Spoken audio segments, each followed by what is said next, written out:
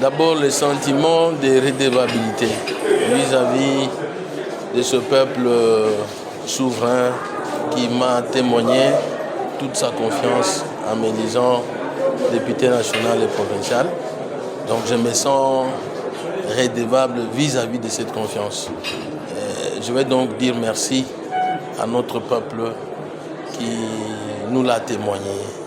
Je dis infiniment merci et c'est là du fond de mon cœur. Vous savez que j'ai toujours milité pour le bien-être de notre peuple, pour son vécu quotidien, ce qu'il doit manger, ce qu'il doit boire et comment faire fonctionner ses petites et moyennes entreprises, le PME.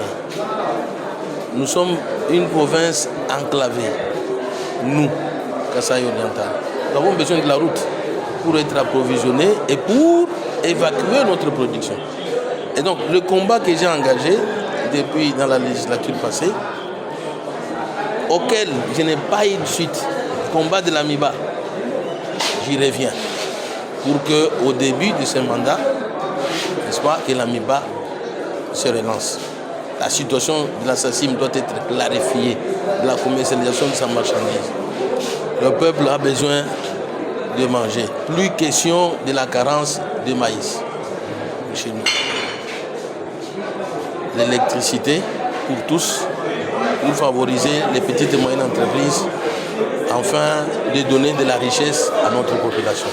Ça va constituer mon combat au cours de cette législature. Nous espérons que le nouveau bureau définitif traitera les questions des propositions de loi avec diligence.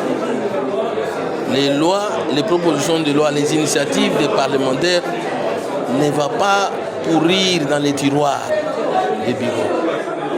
Vous savez que j'ai 4 propositions de loi qui sont sans souffrance, non traitées. Je ne sais pas, 5 ans environ. Et je crois que ça va constituer vraiment la bataille au cours de cette législature ici. Privilégier les lois qui doivent réglementer notre société.